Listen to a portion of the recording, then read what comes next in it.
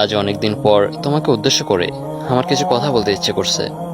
জানো, খুব কষ্ট হয়, চিৎকার করে বলতে ইচ্ছে করে আমি ভালো নেই, কিন্তু বলতে পারি না। কাকে বলবো? কে শুনবে? মন খারাপের কথা কেউ শুনবে না। সবাই বাহিরের হাসিটাই দেখতে চায়, ভিতরের কষ্টটা কেউ শুনতে চায় না। যখন কেউ শুনতে চায় না, তখন স্পেশাল মিডিয়ায় নিজের মনের ভাবগুলো শেয়ার করি। কেউ না কেউ তো অন্তত শুনবে।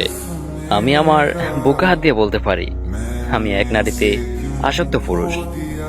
আমি এক নারীর জন্য অসহায় এক পুরুষ। আমি এক নারীর জন্য শূন্যতা অনুভব করি।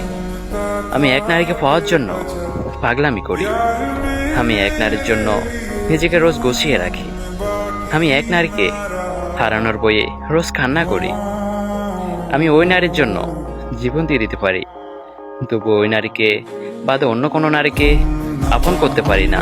আমি নিজেকে নিয়ে প্রাউড ফিল করি। প্রিয়, আমি আর বলবো না তুমি আমাকে ভালোবাসো। আমি আর বলবো না তুমি আমাকে আগলে রাখো। আমি আর এটাও বলবো না তুমি আমাকে ছাড়া অন্য কোনো ছেলের সাথে কথা বললে আমার কষ্ট হয়। আমি আর এটাও বলবো না তুমি শুধু আমার হয়ে থেকো।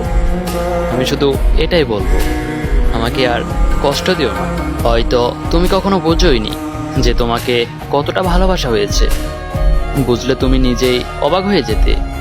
ভালোবাসি ভালোবাসি সবাই বলে, কিন্তু আমারটা একটু অন্যরকম। তুমিও বুঝবে, হয়তো তুমি বুঝবে সেদিন, যেদিন আমাকে হারিয়ে ফেলবে।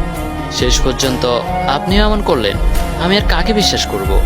জানেন, আপনার জন্য আমার খুব কষ্ট হয়। রাতে ঘুমাতে পারি না, প্রচুর মাথা ব্যথা হয়। জানি না কবে কখন মাথা উল্টোপাল্টা হয়ে যায়। হয়তো সেদিনও আপনার জন্য কষ্ট হবে।